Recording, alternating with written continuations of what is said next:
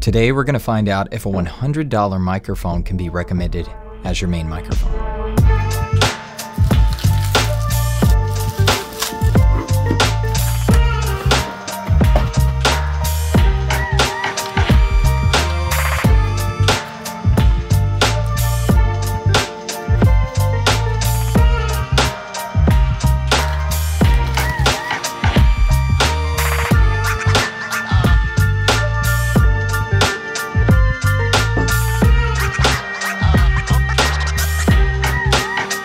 Today, I have the pleasure of reviewing the SE Electronics X1A. As always, full disclosure, SE Electronics did send this microphone to me to review for free. I do get to keep the microphone, but as always, that doesn't sway my review in any way, shape, or form. They don't get to tell me what to say. They don't get to see this video before I release it. Nothing like that. So, let's get into it. All right, let's cover some specs for the SE Electronics X1A. The X1A is an XLR condenser microphone. It has a cardioid polar pattern. Its frequency response is 20 Hz to 20 kHz. It requires 48 volts phantom power. It has an equivalent noise level of 16 dB. It has a max SPL of 130 dB to 150 dB because it has an attenuation pad of 20 dB. It has a low cut filter at 100 Hz, and it's just flat out awesome. All right, first things first, let's test the pad built into this microphone. So for anybody that doesn't know what that is, basically it just lowers the volume of the recording. So if you're recording, let's say you're a voice actor and you're recording in your closet or wherever it is that you're recording your audio and you need to get to a part where you have to yell, you could just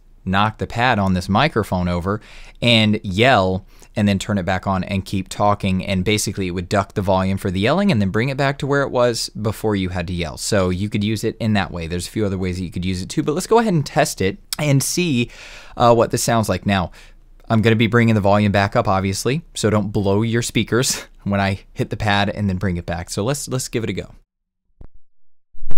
All right, now I have the 20 dB pad engaged on the SE Electronics X1A. So obviously I'm sure the volume has dramatically decreased.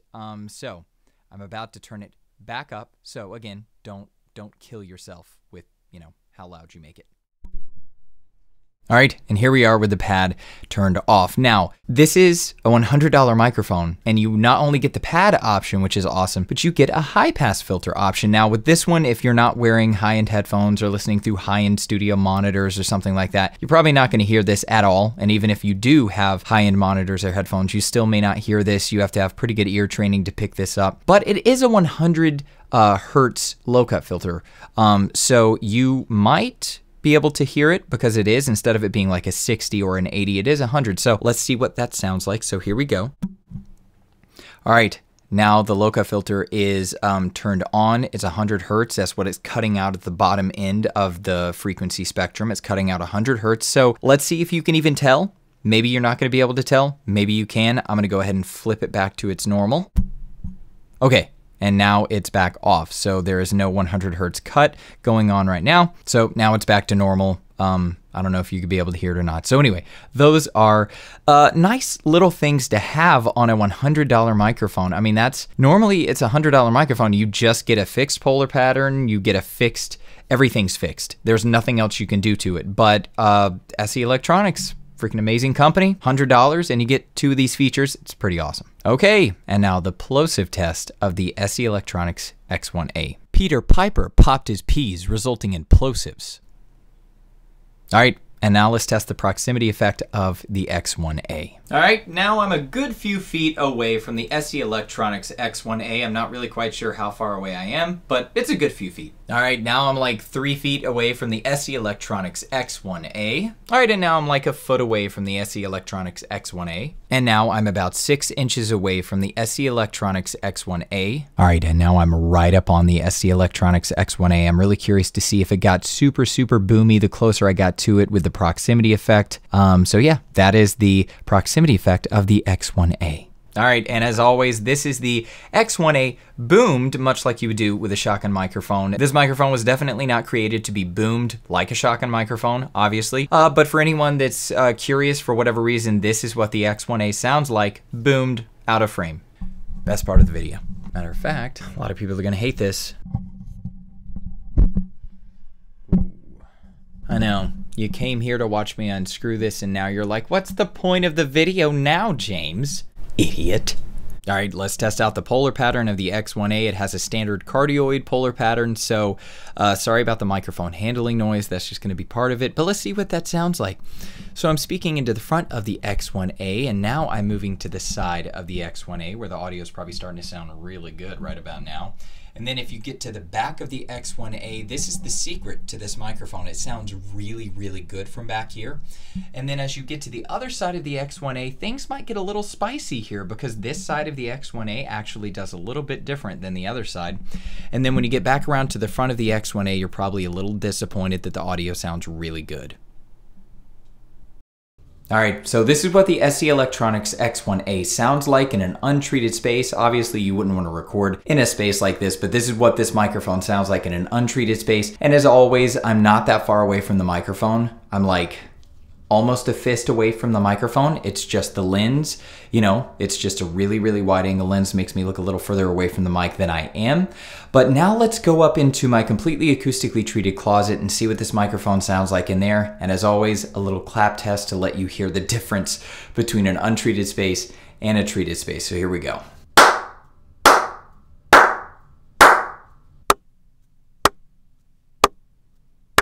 Alright, so this is what the SE Electronics X1A sounds like in a completely acoustically treated environment. I've got many, many different acoustic treatments inside this closet to make it sound as dead as it does. But yeah, this is what the this is what the X1A from SE Electronics sounds like in a completely acoustically treated environment. Alright, a little bit of horrible camera audio to cleanse the palate before I get to the X1A versus a couple of microphones, so here we go. Alright, so here I have the SE Electronics X1A, and I have the LCT 240 Pro from Lewitt. I have not reviewed this microphone yet, but it will be getting its own review here in the next few weeks. I wanted to put these microphones back to back because this is a $100 microphone and this is a $100 microphone, so I just wanted to put them head to head and see which one comes out on top. In my reviews, if this helps you guess, and let me know in the comments below if you can tell which microphone is which, but in my review, before I started shooting this video, I found that the Lewitt just had a touch more brightness than the X1A did. The X1A sounded a little bit more robust, a little bit more full than the 240 Pro sounds. However, that doesn't mean that the 240 Pro doesn't sound good. I think it does, especially for a $100 microphone, but that's just a little hint for you in case you wanted to have a little insight into the differences between them, and it'll help you decide which microphone is which in the blind A/B test. But I do like both microphones, but I'll let you know my overall thoughts which one I preferred. All right, now on to the SE Electronics X1A versus the Rode NT1. Alright, so as always, let me know in the comments below if you were able to tell which microphone was which between the SE Electronics X1A and the Rode NT1. Now, everyone who watches the channel knows how much I love the Rode NT1. I mean, it's just a really, really hard microphone to beat. It's got an incredibly smooth frequency response. I love the way it sounds, especially on my voice, but to be honest with you, I've never heard it sound bad on anyone's voice. But now we have the SE Electronics X1A. This is a $100 microphone, and I saw it on their site and I thought to myself, I really should grab this microphone and see if it would actually stand the test of being a $100 microphone and seeing if I could actually recommend this to people. Because one thing that I've had a problem with is I want to be able to recommend really affordable microphones to not only people that are just getting into voice acting, but even people that maybe have done it for a while. Okay, well, they knocked it out of the park here. What else can I say? When I was doing my test before shooting the video, I really couldn't hear a difference between the X1A and the Rode NT1. I mean, I was speechless because I thought there's no way. I thought, okay, it's a $100 microphone. It'll probably sound kind of like a $100 microphone. That's not the case. I love the way the X1A sounds. That's all I can say here. There's not really much else to say.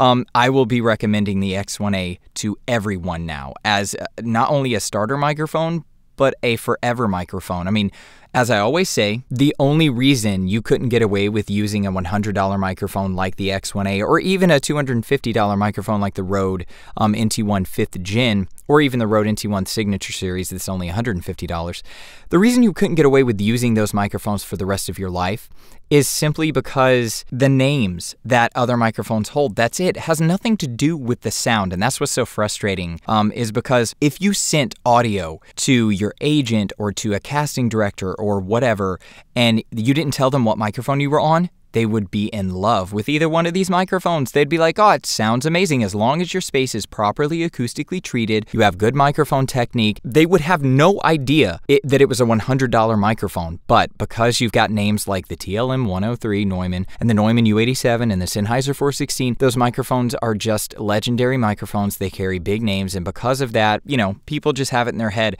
oh, this person must be professional because they have a Sennheiser 416. And their audio is probably going to be outstanding because of it, and it's like none of that matters. None of that adds up to anything. So anyway, long story short, this microphone's incredible, and I'm going to be recommending it until I'm blue in the face. So, all right, so what are my overall...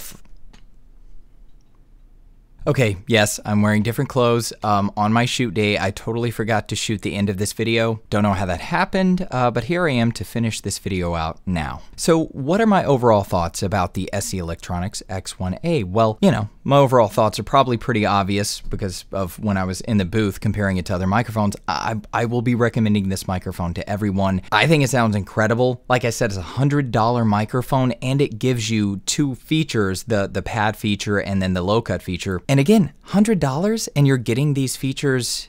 It's just, normally that is not the case. Normally it's a fixed microphone. There's no gadgets. There's nothing to, you can't do anything other than record with it if it's going to be $100. And the fact that it sounds so good at $100. So anyway, my overall thoughts, when it was compared to the LCT 240 Pro from Lewitt, I did prefer the SE Electronics X1A over the Lewitt microphone. I think Lewitt's one of the most innovative microphone companies going. I think they're doing some really awesome stuff. I will say I've only heard like 2 or 3 Lewitt microphones, and every time I hear them, it just seems like they have a little bit of sizzle that I'm not a fan of. I know a lot of people like the sizzle to those microphones, but they're just, for my voice on the 240 Pro, and just I think for a lot of people that I hear online, it's just a little harsh. And I would really love to try out a lot of their microphones to see if they have other microphones in their lineup that don't have that sizzle, that harsh frequency boost to it. I'm sure they probably do, but anyway, one day maybe I'll be able to review some more of their microphones and find out. But I did prefer, I think that the X1A it was just a little fuller. It just sounded a little fuller, a little more robust. So yeah, that's how I feel about those two microphones. Now, when it came to the X1A versus the Rode NT1, oh man, I actually was able to hear everything after the fact when I was editing before I came back and shot this part because I forgot. But what I was hearing is the Rode NT1 had a little bit more bottom end to it, I think, than the X1A. Maybe just a little bit more bottom end. And to my ears, the Rode NT1 had a little bit of, on my voice, a bit of more of a nasally boost somewhere in the mids to maybe like high mids that I had never heard before, but when putting it up against the X1A, all of a sudden I heard it. And again, it's just, that's going to happen. You put certain mics up against each other and you're going to hear something maybe you've never heard before because you put it up against a specific microphone. But I mean, the X1A, you can hear a difference, but you really have to be listening to hear the difference. You really have to be locked in. You have to have a good pair of headphones or a good pair of studio monitors. If you were just listening, like there's a difference between listening and active listening. I don't know if you guys have ever heard of this, but people talk about this in the mixing world when it comes to like mixing music and things like that. There's a difference between just listening to a song, like you're just in your car, you're driving down the road and you're just listening to a song, versus going into your car to do the car test where you're trying to see if it sounds like you've mixed something in your room and you're trying to go down there and see if it sounds good in your car, because that's just a thing in the industry. And when you're listening to something critically, active listening, you're just going to hear things that you didn't hear before. And even things that may not be an issue, but you kind of turn them into an issue because you're like critically listening. You're like really trying to hear, you know, if there's some problems going on. So when it comes to these two microphones, if you are actively listening, if you're doing active listening, then you would probably hear the differences. But again, you have to really be locked in, have a good pair of headphones are a good pair of studio monitors. But if you were just